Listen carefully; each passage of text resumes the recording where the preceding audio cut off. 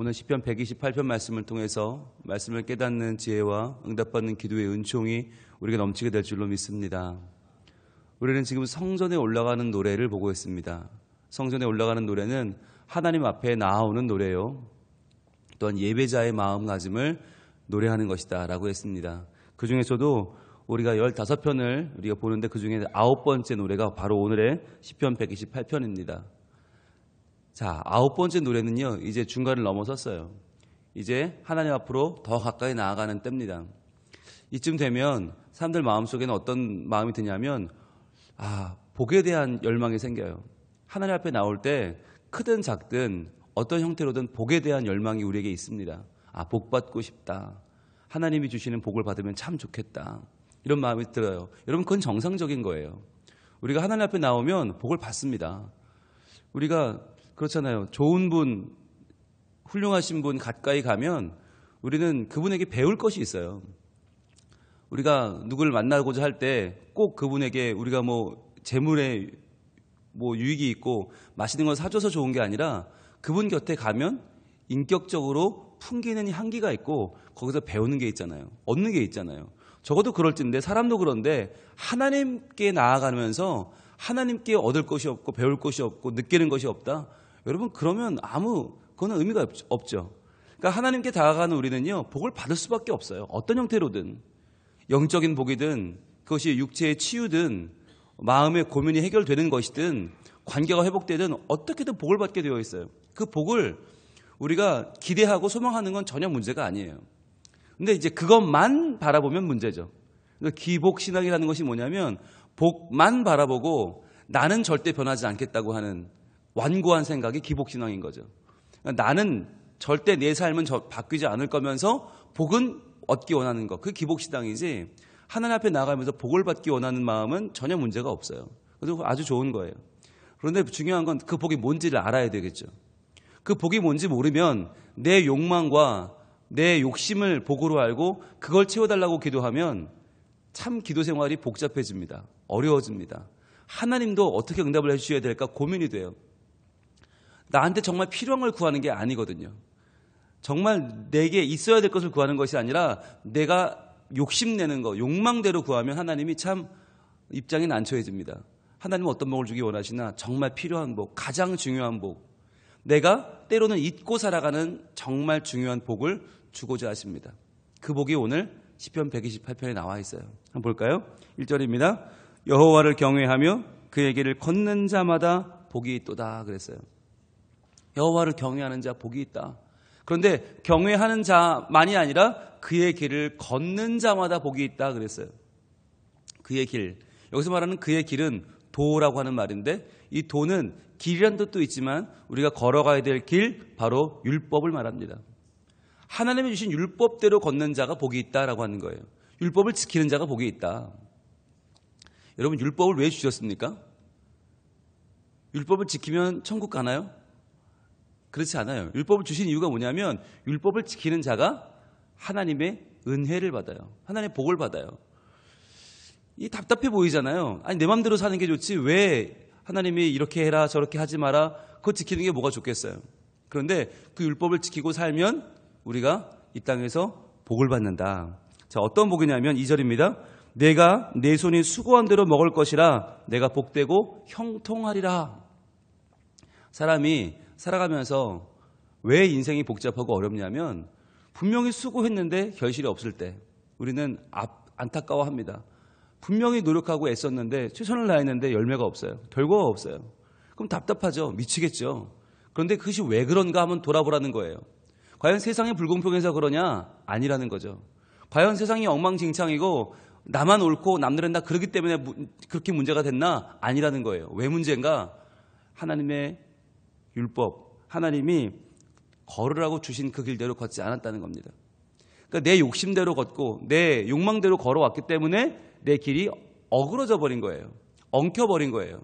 그래서 하나님 앞에서 내가 정말 열심히 달려왔다고 자부할 수 있을지 모르다. 그 열심이 과연 무엇을 향한 열심이었는가 한번 돌아보라는 것이에요. 목회자는 상담할 기회가 많이 있습니다.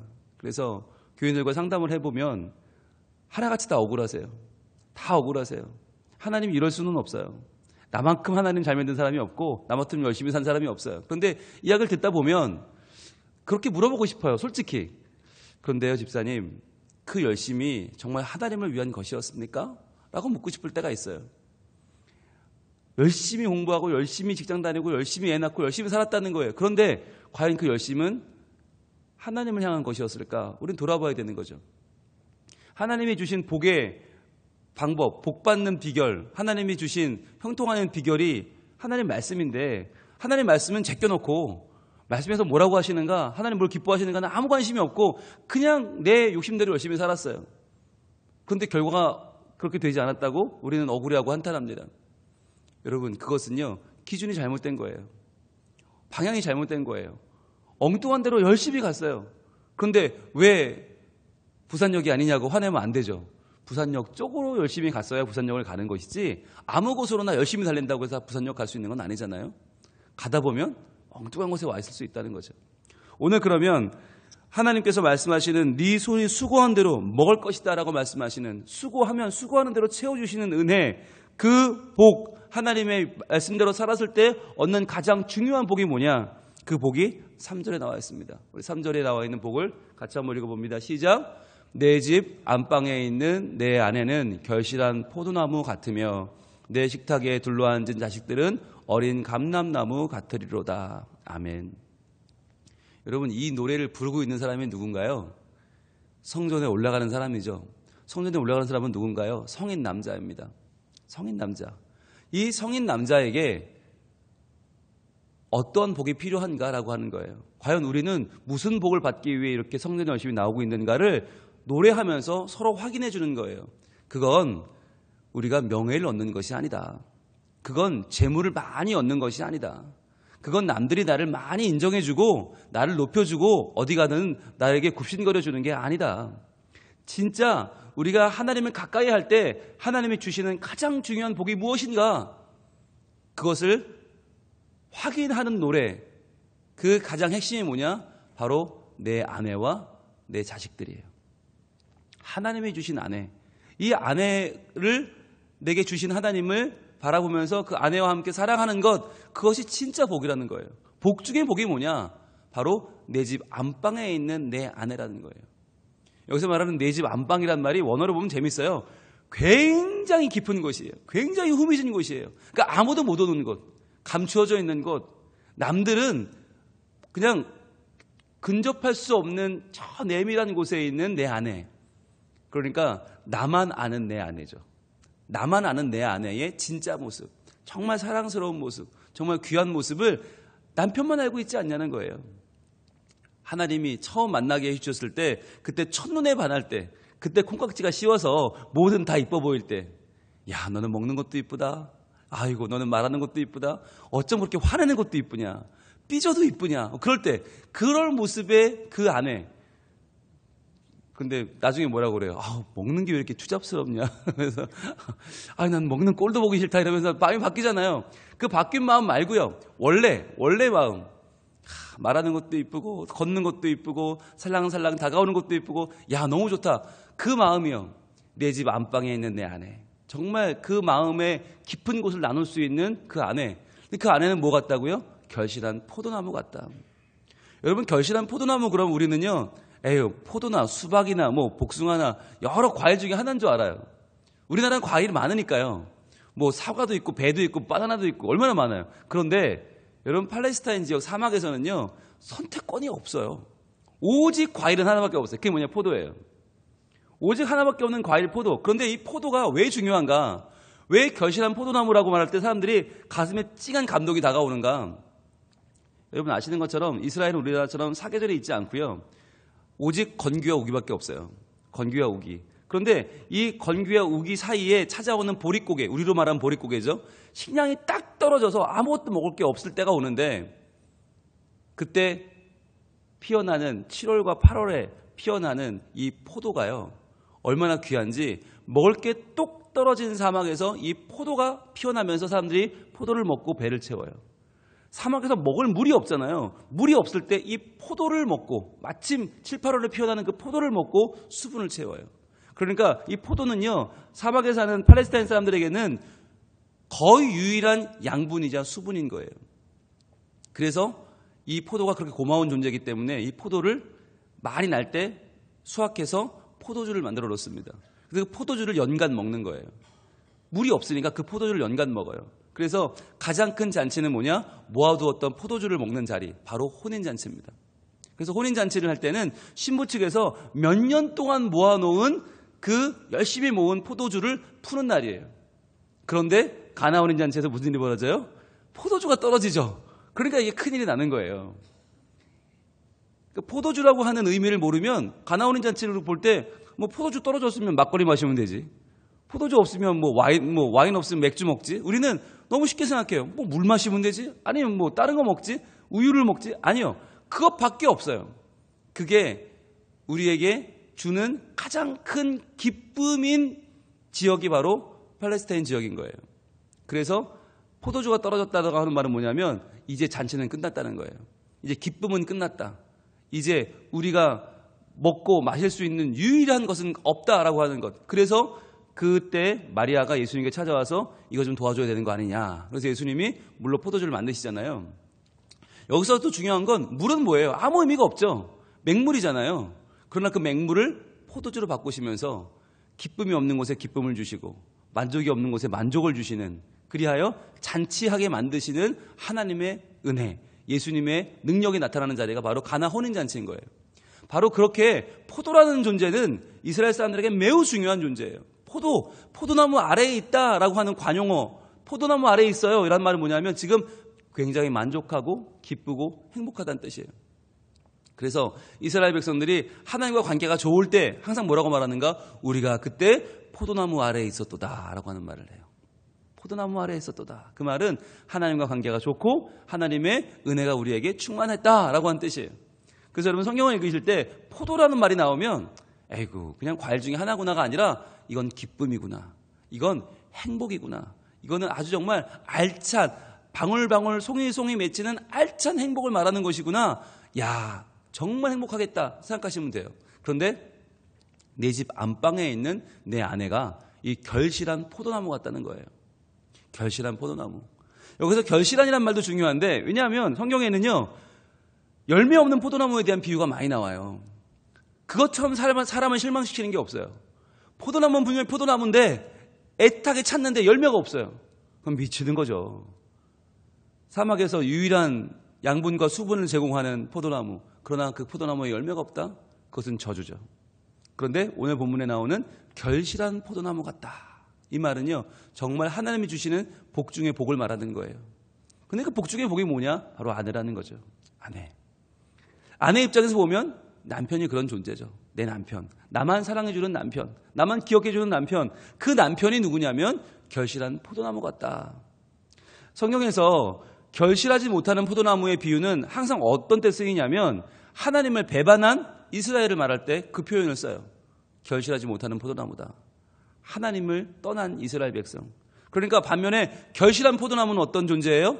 하나님을 잘 믿고 섬기는 이스라엘 백성을 나타낼 때 결실한 포도나무라는 표현을 씁니다. 그런데 그게 누구라고요? 바로 아내와 남편의 관계라고요. 그래서 여러분 요즘 보면 정말 아내와 남편의 관계가 많이 흐트러지고 많이 정말 적대적이 되는 시대가 됐어요. 왜냐하면 살기가 어려워서 그래요. 살기가 어려우니까 남편이 혼자 벌어서는 가정이 운영될 수가 없으니까 아내까지 나가 돈을 벌어야 되고 그러다 보니까 둘 다 힘든데 둘 다 나가서 일하는데 집안일을 누가 해야 됩니까? 그러다 보니까 사소한 일 가지고도 다툼이 되고 몸이 힘드니까 마음도 힘들고 그때부터 가정이 더 어려워지는 것 아닙니까? 이럴 때에 중요한 원칙이 하나 필요하겠죠. 중요한 원칙은 뭐예요? 내 안에는 결실한 포도나무다. 즉 하나님이 주시는 복이라는 거예요. 하나님이 주시는 복이다. 내가 어쩌다 잘 만난 게 아니라 어쩌다 나한테 잘해준 여자를 만난 게 아니라 하나님이 내게 만나게 해주신 결실한 포도나무다. 이걸 믿어야 되는 거예요. 그래서 그 아내에게 내 복이 있다. 남편에게 내 복이 있다. 다른 데 가서 찾지 말고 내 아내와 내 남편에게 복을 찾는 자세가 믿음의 자세인 것입니다. 그리고요 또 내 식탁에 둘러앉은 자식들은 어린 감람나무 같으리로다 라고 말해요. 여러분 감람나무가 이렇게 어떻게 생겼는지를 알면 이 말씀이 굉장히 와닿는데 여기서 말하는 감람나무도 뭐 우리가 생각하면 소나무도 있고 참나무도 있고 뭐 박달나무도 있고 그중에서 하나 감람나무, 이게 아니에요. 여기서 말하는 감람나무라는 건 어떤 의미냐면, 감람나무는 되게 밑둥이 커요. 두껍고 커요. 거기서 하염없이 가지가 나와요. 새로운 가지가 하염없이 나와요. 계속 나와요. 그러니까 이 가지가 계속 뻗어나가면서 이 두꺼운 둥지에서 나온, 뿌리에서 나온 이 가지들이 뻗어나가면서 이 나무를 이뤄요. 그런데 그 한 번 나온 가지가 계속 자라요. 그래서 감람나무는 수명이 굉장히 오래됩니다. 여기서 얻는 열매가 올리브 열매잖아요. 올리브 나무잖아요.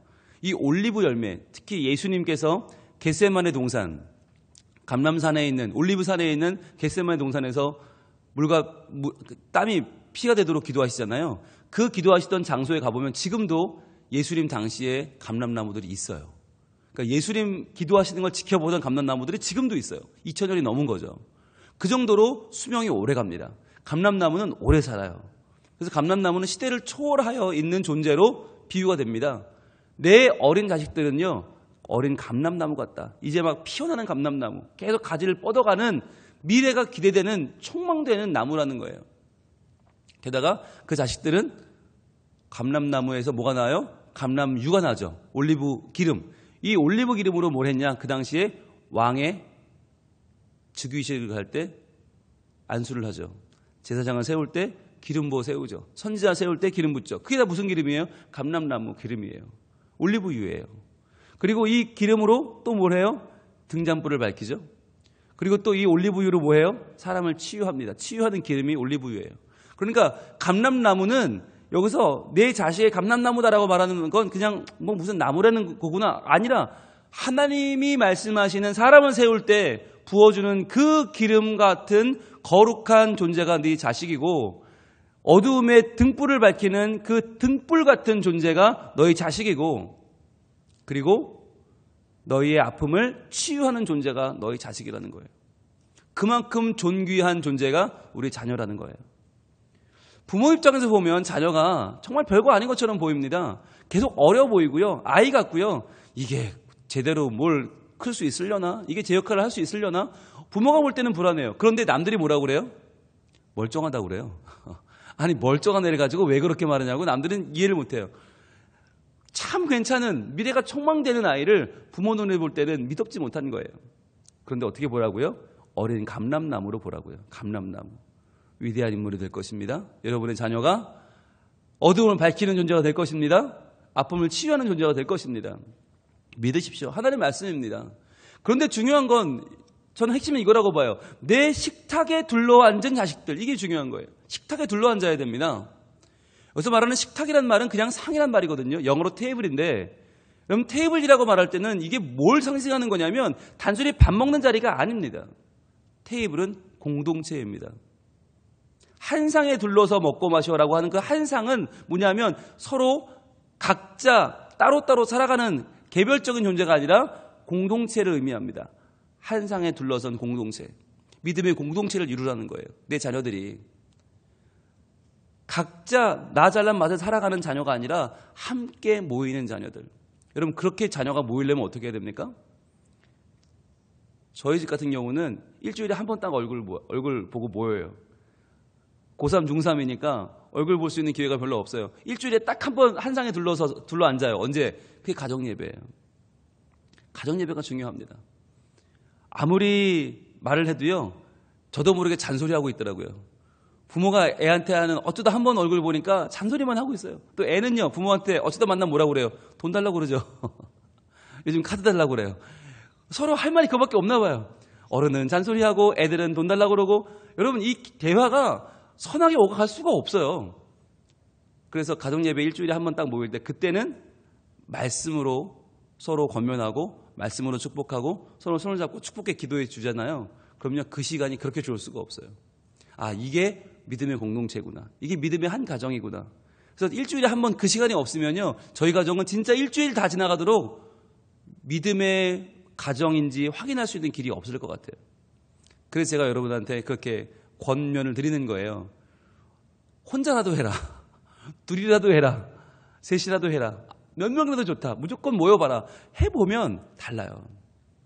그래서 그냥 자식이냐 아니면 내 식탁에 둘러앉은 자식이냐, 이건 다른 거예요. 믿음의 공동체를 이뤄갈 수 있느냐, 그러고 있느냐, 이게 중요한 거예요. 그렇게 믿음으로 하나 되는 가정에는 하나님이 어떤 복을 주시나? 4절입니다. 여호와를 경외하는 자는 이같이 복을 얻으리로다. 한 번 더 강조합니다. 여호와를 경외하는 자는 포도나무 같은 아내와의 복된 관계를 누리게 될 것이고, 어린 감람나무 같은 자녀들과의 관계를 누리게 될 것이다. 이것이 여호와를 경외하는 자가 얻을 복이라는 거죠. 여러분, 이 가정의 복 정말 중요한 복이에요. 성전에 올라가는 노래면 마치 뭐 기도에 응답받을 것 같고, 뭐 방언받을 것 같고, 하나님 주시는 무슨 영적인 놀라운 복을 받을 것 같잖아요. 신비로운 복을. 아니, 그보다 더 내밀한 진짜 복을 말씀하시는데 그게 가정이라는 거죠. 가정 안에서 신앙이 자라고 가정 안에서 믿음으로 하나 되는 복이 얼마나 귀한 것인가를 다시 한번 강조하고 있는 것입니다. 그러면서 5절입니다. 여호와께서 시온에서 내게 복을 주실지어다. 너는 평생에 예루살렘의 번영을 보며. 그랬어요. 시온에서 복을 주신다. 시온은 어디예요? 시온산, 성전산이죠. 지금 오르고 있는 이 계단이죠. 이 계단 끝에서 하나님은 내게 복을 주실지어다. 그 복은 뭐예요? 너의 가정이 온전히 서는 복. 너는 평생에 예루살렘의 번영을 보며, 예루살렘은 하나님의 나라죠. 하나님 나라가 번영하는 것을 네 평생에 볼 것이다. 잠깐 보고 말 것이 아니라 평생에 보려면 어떻게 해야 돼요? 자녀가 잘 돼야 돼요. 자녀가 믿음이 없으면 평생에 예루살렘의 번영을 볼 수가 없어요. 자녀가 잘 되는 복을 어떻게 받아요? 6절 마지막 절입니다. 같이 읽습니다. 내 자식의 자식을 볼지어다. 이스라엘에게 평강이 있을지어다. 아멘. 내 자식의 자식을 봐라. 보면 뭐가 보여요? 뭐가 보여야 돼요? 믿음이 보여야 돼요. 내 자식만 해도 내 힘으로 어쩔 수 없는데 내 자식의 자식은 어떻게 내 힘으로 해요? 하나님께 맡겨야 돼요. 하나님 도와주세요. 하나님 내 자녀의 믿음을 주여 더해 주시고, 내 자식의 자식의 믿음을, 그 자식의 믿음을, 내 후대를 하나님 도와주세요 라고 하는 그 바람과 소원을 가지고 성전을 지금 올라가고 있는 겁니다. 성전을 오르는 이 9번째 노래의 가장 핵심은 하나님 우리 가정을 도와주소서라고 하는 거예요. 하나님 우리 가정을 지켜주시고, 남편은 아내를 사랑하고 아내는 남편을 존경하고 사랑하고 선신하고, 부모는 자녀에게 기대를 하고 자녀는 부모를 존경하며 따르는 복된 믿음의 가정이 되게 해 주시옵소서. 이것이 하나님을 경외하는 자가 누리는 복 중의 복이라는 것입니다. 이 복을 위해서 여러분 오늘 기도할 수 있길 바랍니다. 하나님 도와주옵소서. 하나님 함께해 주옵소서. 우리 가정이 더욱더 하나님 안에서 하나 되는 가정이 되게 해주시고, 우리 자녀들이 그런 가정을 갖게 해주시고, 그런 가정을 이루게 해주시고, 우리 후대가 더욱더 하나님 안에서 믿음으로 하나 되는 복된 가정을 이루는 복을 누리게 하여 주옵소서. 그렇게 기도할 때 여러분 우리 가정만 잘 되는 게 아니고요, 우리 교회가 잘 될 것입니다. 그런 가정이 모인 교회는 얼마나 귀하겠어요. 그런 가정이 모인 구역은 얼마나 귀하겠어요. 그런 가정이 모인 나라는 얼마나 귀하겠어요. 하나님께서 우리 가정을 시작으로 우리의 친지와 이웃과 구역과 교회와 나라와 민족에 복을 주셔서 우리 모두가 믿음의 큰 형통을 누리는 진짜 복받은 주의 자녀들이 모두 될 줄로 믿습니다. 기도하겠습니다. 하나님 감사합니다. 사철에 봄바람 불어있고 하나님 아버지 모셨으니 믿음의 반석도 든든하다. 여기가 주님의 나관이라. 우리의 가정이 하나님 안에서 복을 누리는 은혜의 통로가 되기를 원합니다. 하나님 주시는 은혜의 보금자리가 되기를 원합니다. 주님 우리 가정에 복을 주셔서 여호와를 경외하는 자들이 가정에서 복을 누리게 하시고 안정감을 누리게 하시고, 부부가 서로 사랑하고 존경하며 순종하며 따르며 자녀들에게 믿음의 기대를 가지고 축복하는 복된 가정들이 다 될 수 있도록 도와주시옵소서. 그리하여 하나님 앞에 나오는 우리의 마음속에 가정에 대한 소원이 하나하나 이루어져서 하나님 앞에 진정으로 감사하고 찬양하며 우리 가정을 통하여 우리의 친지와 이웃과 공동체와 나라와 민족을 바꾸시는 하나님의 거룩한 손길을 경험하고도 남는 우리 모든 성민 가족들이 되게 해 주시옵소서. 주님 이 아침에 가지고 나온 기도 제목들이 많이 있습니다. 응답하여 주시되 특별히 말씀으로 응답해 주셔서 우리의 가정 안에서 문제가 먼저 해결되고 평안을 누리고 기뻐하며 감사하며 찬양하는 이 복된 아침이 되게 하여 주시옵소서. 한 주를 출발하면서 말씀을 받았습니다. 이 말씀 그대로 하나님을 경외하며 주의 길을 걸어가는 하나님의 자녀들에게 하나님 아낌없는 은혜를 주시고 복을 주시고 형통케 하여 주시옵소서. 예수님 이름으로 기도합니다. 아멘.